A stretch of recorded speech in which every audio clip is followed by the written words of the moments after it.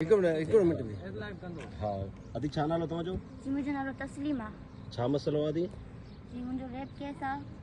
मतिलबु उन्हनि मूंसां सफ़ा ज्याती कई आहे, सफ़ा मुंहिंजी कमज़ोरी जो फ़ाइदो कयो अथनि। अच्छा उहे केरु आहिनि? नसीराणी आहे हिकिड़ो। छा नालो अथनि?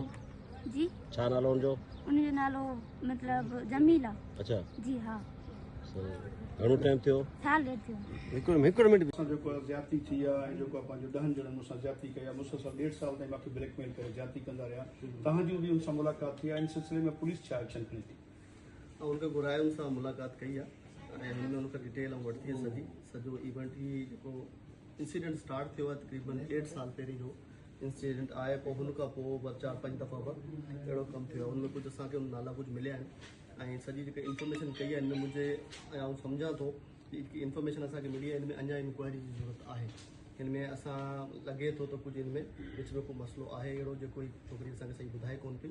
असांखे कुझु नाला मिलिया आहिनि, इनशाला उन्हनि खे फैमिली असां अरेस्ट कंदासीं, अंडर इंक्वायरी कंदासीं ऐं अञा राति ताईं असांखे अगरि कोई सॉलिड एविडेंस मिली वियो त हीअ वाक़ई ज़्यादती सां थी आहे और जेको आहे द्वारी हिन में शामिल आहे त इनशाला असां हिन ते लीगल एक्शन खणी FIR बि कंदासीं ऐं जेका माण्हू बि आहिनि 10 आहिनि 12 आहिनि 15 आहिनि 4-5 जेतिरा बि आहिनि इनशाला उन्हनि खे अरेस्ट अभी मैंने उसको सुना है, अभी वो आज हमारे पास आई है। मैटर की तफसील हमने उससे ले ली है। अभी लेने के बाद हम उसकी थोड़ी सी इंक्वायरी करेंगे। इंक्वायरी में अगर ये चीज़ें जो उसने बताई हैं वो एविडेंस जो है हमारे पास पूरा हो रहा है तो इंशाल्लाह हम इसकी FIR जरूर करेंगे। सर इनमें छोकरी जेके स्टेटमेंट आहे उनमें ज़ाहिर थिए थो त इनमें जेको मेन किरदारु आहे माइट जो आहे उनखे तव्हां अरेस्ट कयो आहे?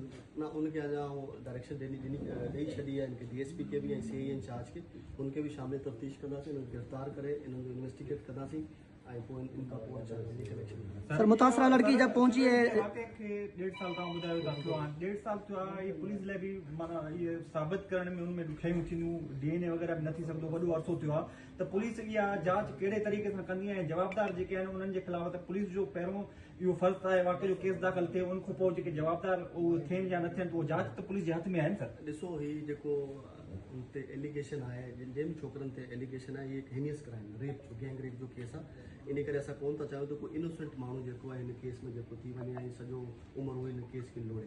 इन करे असां चाहियूं था त असां शाम ताईं जी इंक्वायरी करे पोइ जेका माण्हुनि जा असां नाला मिलंदा जेका क्लियर थींदा थींदा। बाक़ी इन्वेस्टिगेशन तव्हां चवो पिया मुश्किल थींदी छो त DNA कोन थींदो।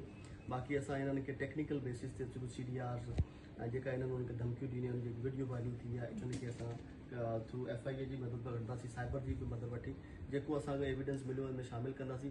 पोइ हिन में जेकी वॾी ॻाल्हि जेकी आहे उहा जेकी मेन हिन में जेकी एविडेंस आहे उहो त पाण छोकिरी जो पंहिंजो जेको बयानु आहे हू हूंदो ऐं बाक़ी अगरि कोशिशि कंदासीं छोकिरनि अगरि जेका अरेस्ट थींदा उहो पंहिंजो अगरि कन्फेशन कंदा त उहो कन्फेशन जो आहे उन्हनि जे सज़ा लाइ असांखे कमु ईंदो। सर छोकिरी जेकॾहिं पुगी आहे पुलिस वटि थाणे ते पुगी आहे SSP जेका जी ऑफिस में पुगी आहे त हिकिड़ो कानून हिकिड़ो हक़ लॻे थो त तव्हां नामालूम माण्हुनि ते FIR दर्ज करे सघो था। FIR दर्ज करण खां पोइ त इन्वेस्टिगेशन थींदी आहे त कहिड़ा जवाबदार हक़ी आहिनि या कहिड़ा ना हक़ी आहिनि उन्हनि खे छॾे ॾिबो। ॾिसो तव्हांजी ॻाल्हि ठीकु आहे, FIR मूंखे करणु खपे कोन, पर आउं सम्झां थो जेको हिनियस क्राइम आहे ऐं जेकी हुनजी मूंखे स्टेटमेंट मिली मूंखे डिटेल ॾिनी आहे हुन में मूंखे कुझु डाउट लॻे थो। ठीकु आहे, हिन में को विच में को कहाणी ॿी आहे। मूंखे त हीअ बि लॻे थो त जेको कमु ई थियो आहे उहो कंसेंट ते बि थियो थी सघे थो ऐं ज़बरदस्ती बि थी हुजे त असां चाहियूं था त असांखे शइ क्लियर थी वञे छो त नामालूम असां नाला ॾींदासीं मसइलो पण नामालूम ॾेई सघो त कल जो 10-15 माण्हू जा नाला खुलनि कोई इनोसेंट हिन में अची वञे कोई केस अहिड़ो आहे जो सॼी उमिरि लाइ हुन लाइ मसइलो थींदो। अगरि त वाक़ियो अॼु जो सुभाणे जो हुजे त पोइ त ईज़ी असां FIR फौरन करे छॾियो। हाणे हिन ॻाल्हि खे 1.5 साल थी वियो आहे। हाणे हिन में छा थिया आहिनि छा मसइलो थियो आहे उहो असांखे सॼो इंक्वायर करणु खपे।